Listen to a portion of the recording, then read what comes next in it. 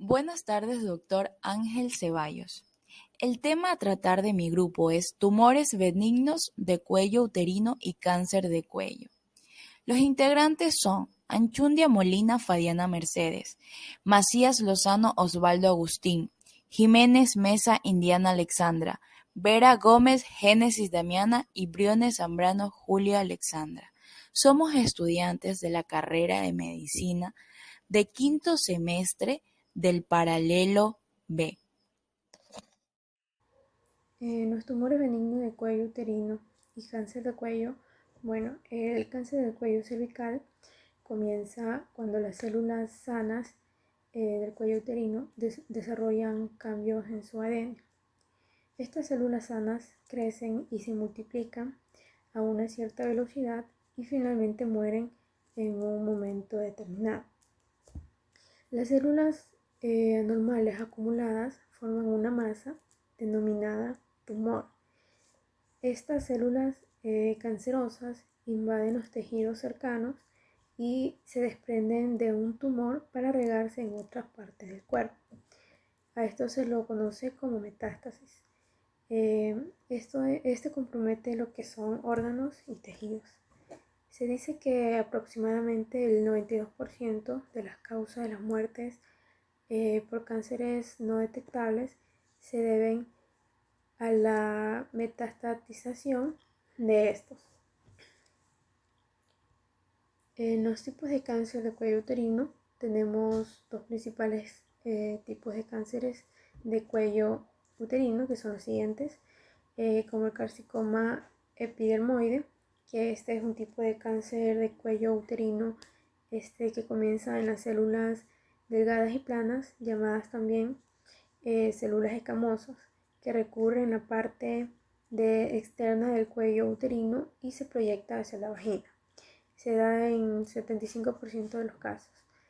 Y el adenocarcinoma, este comienza en las células glandulares en forma de columnas que recubren el canal cervical.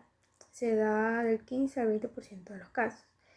Las lesiones precancerosas tienen distintas maneras de ser identificadas y tratadas, como por ejemplo mediante la detección del virus del papiloma humano, la visualización directa con ácido acético del cuello uterino, así también como el Papá Nicolau y la colposcopía. En el estudio citológico tenemos que este examen citológico cérvico-vaginal se basa en la exfoliación espontánea o inducida de células para la detección precoz y posteriormente tomar medidas oportunas que impidan una posible progresión del cáncer. Se van a evaluar en este examen el color de la lesión, el patrón de los capilares, el contorno de la superficie y así como también vamos a clasificar el grado de la lesión. Mi nombre es Julia Briones y yo les voy a hablar sobre el diagnóstico de cáncer de cuello uterino. Cuando ya existe el cáncer, indiscutiblemente, aunque este sea incipiente, in situ o microinvasor y circunscrito a áreas puramente microscópicas en el cuello uterino, tal vez esto parezca paradójico, pero no debemos olvidar que los tejidos neoformados descaman aproximadamente 10 veces más que los tejidos normales por su misma condición, que no les permite nutrirse al igual forma que los tejidos sanos, y porque el ritmo acelerado de multiplicación de la célula cancerosa es enorme. Ahora bien, la célula cancerosa, donde quiera que se encuentre, tiene características morfológicas que hacen que se destaquen nítidamente entre las células normales, y es por este motivo que su identificación siempre que se presente en la platina del microscopio es casi segura. Estas condiciones son indispensables para descubrir en los exámenes citológicos. Son las siguientes: que el tumor esté descamando y con acceso a líquidos orgánicos que la pongan en comunicación con el medio exterior. Estas condiciones se reúnen normalmente en el aparato génito femenino. toma adecuada de las muestras en cuanto al sitio y la forma de extenderlas en la lámina portaobjetos, tratándose de descubrir lesiones cancerosas del cuello uterino, deberán tomarse primordialmente las secreciones depositadas sobre el mismo. En los casos de investigación de recidivas de cáncer, deberán romperse las sinequias vaginales si las hubiese. Es un método extraordinariamente muy seguro el que se realiza aspirando con pipetas. Colpocitológica directa en las secreciones del cuello, también puede recogerse dichas secreciones con espátulas y aún con simples depresores de lenguas. Luego se procederá a recoger las secreciones de uno de los fondos de sacos laterales a vaginal posterior. Después se hace una fijación inmediata en alcohol éter a partes iguales o en alcohol de la más alta graduación, que es de 90 grados a 95 grados. Después se hace una técnica de coloración de Papa Nicolau seguida celosamente en cada uno de sus pasos con previa identificación de las láminas. Y por último se hace un estudio acuicioso de la preparación microscópica por tecnólogos bien entrenados y citólogos competentes. Reunidas todas estas condiciones en la célula cancerosa, reúnen en sí todas las características morfológicas indispensables para su identificación. Características morfológicas de las células neoplásicas. Entre las características morfológicas de las células neoplásicas tenemos la hipercromasia, que es una afinidad exagerada de la cromatina nuclear a los colorantes que la hacen resaltar extraordinariamente. Tenemos la carorexis, que es la ruptura de la cromatina nuclear en prominentes acúmulos o pequeños grumos y en barras. La discariosis marcada, que dan al núcleo aberraciones de su aspecto y tamaño, también llamadas anicitosis.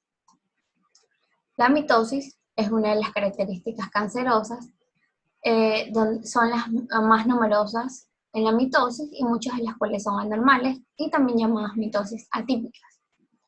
La condensación en los bordes del núcleo de la cromatina hipercoloreada que hacen más evidentes las irregularidades nucleares. Este signo es sumamente decisivo para que una célula reúna cualidades morfológicas de clase B de malignidad. La variación de la relación núcleo-citoplasma, que esta va disminuyendo el citoplasma con aumento de tamaño del núcleo. Esta es una característica muy notable en el carcinoma in situ. Y por último tenemos los cambios morfológicos del citoplasma, que dan formas citoplasmáticas que a su vez dan los grados de diferenciación celular en el carcinoma invasor y cuya ausencia total hace el diagnóstico del carcinoma indiferenciado. Se realizan muchas pruebas para detectar o diagnosticar el cáncer. También se realizan pruebas para averiguar si el cáncer se ha diseminado a otras partes del cuerpo desde el lugar donde se inició. Si esto sucede, se va a denominar metástasis. En la mayoría de los tipos de cáncer, una biopsia es la única manera segura para que el médico determine si un área determinada del cuerpo tiene cáncer. Si no se puede realizar una biopsia, el médico puede sugerir que se lleven a cabo otras pruebas que ayuden a establecer un diagnóstico, las cuales pueden ser una exploración ginecológica bimanual, una prueba de Papa Nicolau, una prueba de tipificación de pH, una coloscopía, una biopsia, esto también el examen pélvico bajo anestesia, una radiografía, exploración por tomografía computarizada o por tomografía axial computarizada. Y por último tenemos también las imágenes por resonancia magnética. Neoplasia intraepitelial cervical. Una neoplasia intraepitelial cervical es un crecimiento normal y precanceroso de células escamosas en el cuello uterino. La mayoría de los casos de neoplasia intraepitelial cervical permanecen estables o son eliminadas por el sistema inmune del individuo sin alguna intervención médica. Sin embargo, un pequeño porcentaje de casos progresan a cáncer cervical, usualmente por razón de la célula invasora, en un carcinoma de las células escamosas. La neoplasia intraepitelial cervical tienen 3 grados distintos, basados en un espesor de invasión por parte de las células escamosas. Tenemos en el primer grado, que este es el tipo de menor riesgo y va a representar solo una displasia leve o un crecimiento celular anormal, y es considerado una lesión escamosa intraepitelial de bajo grado. Esta se va a caracterizar por estar confinando al 1/3 basal del epitelio cervical. Tenemos la neoplasia intraepitelial cervical de segundo grado, que esta está considerada una lesión escamosa intraepitelial de alto grado y representa una displasia moderada, confinada a los 2/3 basales del epitelio cervical. Y por último tenemos las de grado 3, que este tipo de lesión es considerada también de alto grado. La displasia es severa y cubre más de los 2/3 de todo el epitelio cervical, en algunos casos incluyendo todo el grosor del revestimiento cervical. Esta lesión es considerada como un carcinoma in situ. Patologías benignas del cuello uterino. Los tumores benignos del cervix están representados por los pólipos endometriales, condilomas acuminatus, miomas uterinos, fibromas uterinos y quistes de Naud, entre otros. Como sabemos, el cuello del útero es la parte de la anatomía femenina que conecta la vagina con el útero, y a continuación vamos a hablar sobre enfermedades o patologías benignas que se desencadenan aquí. Pólipos endometriales. Un pólipo endometrial se define como una protrusión. Esta es una protrusión nodular benigna sobre la superficie endometrial constituida por glándulas, estroma y vasos sanguíneos característicos. Microscópicamente presenta un estroma fibroso denso, al menos focalmente, y vasos sanguíneos largos de paredes musculares gruesas. Los condilomas acuminatus son las famosas verrugas genitales. Estas se generan a partir de una enfermedad de transmisión sexual. Son altamente contagiosas, causadas por el virus del papiloma humano. Estas se transmiten al mantener relaciones sexuales por vía oral, genital o anal con una persona infectada. Los miomas uterinos son tumores benignos ricos en matriz extracelular y que se derivan de los miocitos que se encuentran presentes en el miometrio.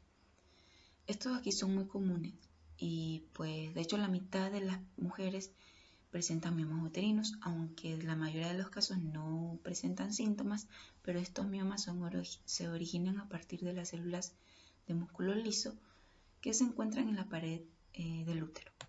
Los fibromas uterinos son un tipo de crecimiento dentro del útero, que estos pueden ser tan pequeños como un guisante o pueden ser mucho más grandes que una toronja.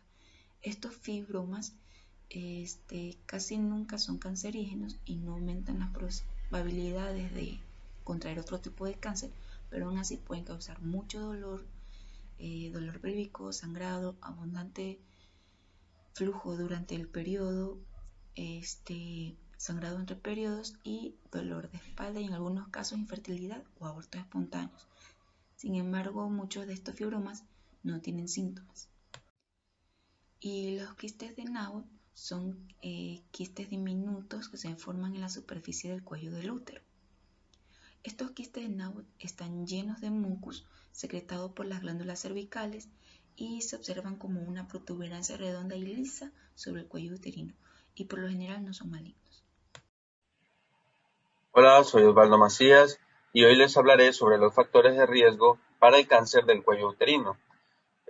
Como podemos observar en la presentación, uno de los factores de riesgo más importantes y que cabe recalcar aquí es las relaciones sexuales con muchas parejas. Cuanto mayor sea la cantidad de parejas que tienes o que tenemos, y cuanto mayor sea la cantidad de parejas de nuestras parejas, mayor será la probabilidad de contraer el virus del papiloma humano. Otro factor de riesgo es la actividad sexual a temprana edad. Debemos tener relaciones sexuales, pero no a una edad muy temprana, ya que esto aumenta el riesgo de contraer una enfermedad venérea o contraer el virus del papiloma humano. Como también lo otras infecciones de transmisión sexual tenemos la clamidia, la gonorrea, la sífilis y el virus del VIH-Sida, aumentando así el riesgo de contraer el virus del papiloma humano. El sistema inmunitario debilitado podría tener más probabilidades todavía de presentar cáncer de cuello uterino. Si nuestro sistema inmunológico pues, está debilitado por otra afección de salud, también podríamos contraer este virus. El consumo de tabaco o el tabaquismo está asociado también con el cáncer del cuello uterino de células escamosas, por lo que también es un factor muy importante de riesgo. Continuando así con la presentación, la prevención, para reducir el riesgo del cáncer del cuello uterino también debemos tener 4 puntos importantes dentro de la prevención. Pregúntale al médico acerca de la vacuna contra el virus del papiloma humano. Recibir una vacuna para prevenir la infección por el virus del papiloma humano puede reducir el riesgo de contraer el riesgo de cáncer del cuello uterino y otros cánceres también relacionados con el virus del papiloma humano. Hay que preguntarle al médico sobre vacunas contra el cáncer relacionados contra el virus del papiloma humano siempre, pero que sean apropiadas para nuestro propio organismo. Segundo punto, tenemos sométete a pruebas del Papa Nicolau de rutina. Las pruebas del Papa Nicolau pueden detectar afecciones precancerosas del cuello uterino, por lo que pueden ser también monitoreadas y tratadas para prevenir este tipo de cáncer. La mayoría de organizaciones médicas, cabe recalcar, sugieren comenzar con las pruebas del papiloma humano o Papa Nicolau de rutina a la edad de 21 años y se pueden hacer cada 2 años. Mantener relaciones sexuales seguras. Aquí viene un punto muy importante que para reducir el riesgo del cáncer del cuello uterino debemos mantener relaciones sexuales utilizando siempre el preservativo o condón y limitar también el número de parejas sexuales que tengamos. No fumar. No fumar, debemos que si fumamos actualmente, tenemos que empezar a dejarlo como prevención y si lo hacemos, hablar con nuestro médico de cabecera acerca de estrategias para poder dejar de fumar, ya que esto pues acelera el proceso para la infección del virus del papiloma humano. Esto ha sido todo. Muchas gracias.